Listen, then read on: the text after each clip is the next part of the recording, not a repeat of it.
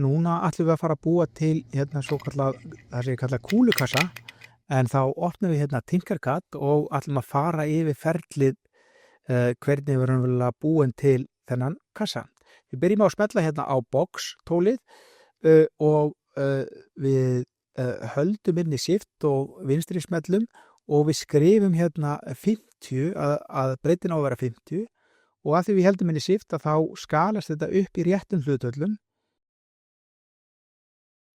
Næsta sem við gerum að við smellum á eitthvað sem heitir spýr eða kúluna, drögum hana til hliðar og setjum hana á borðið og sama gerum við þar, við smellum á shift og vinstri smellum og þá getum við skrifað að breiddin á að vera 60 millimetrar og við næsta sem við ætlum að gera, við tjekkum hvort að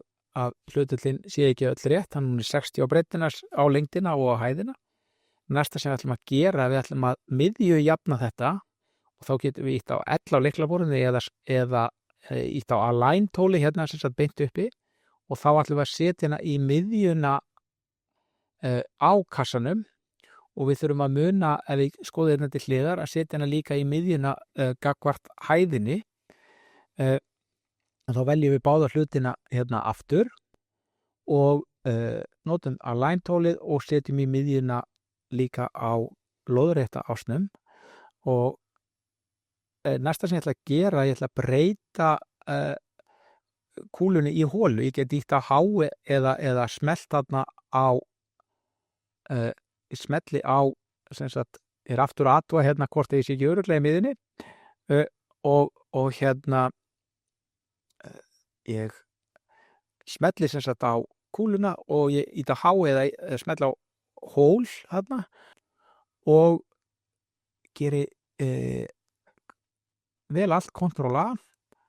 og ég geri union eða group Ctrl G hægt að skrifa líka. Þá erum við komið með hólu inn í kúluna, hólu inn í kassan eða boxið okkar og ég íti á D til þess að þetta detti niður á flötinn. Ég sæki annan spýr eða kúlu og ég geri eins og áður að ég held inn í shift vinstri smelli og ég skrifa núna inn í breiddina að breiddin eigi að vera 40 millimetrar þá er breiddin 40 millimetrar, lengdin 40 og hæðin á að vera 40 og minnst gott að athuga þetta líka hvort að ég hafi ekki örugglega gert þetta rétt og þá er komið að í næsta skrefi að fara að setja kúluna inn í, ég held inn í shift og vel báða hlutina, ég nota align tólið, get ítt á L til þess að velja, ná í valtóli og ég set kúluna til að byrja með inn í miðjuna og gæti ég smellt á kúluna og ítt á D til þess að myndi detta niður, hann ég væri viss með það og ég ætti gjarnan að ítt á D. Næsta skref að færa kúluna örlítið til hliðar til þess að það verði sem sagt við þurfum minni stuðningur þegar við förum að þrívítarprenta kúlukassan okkar. En við færum þetta örlítið til hliðar þó ekki þannig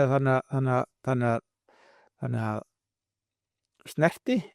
Ég ætla að kalla þennan kúlukassa til dæmis kúlukassi 3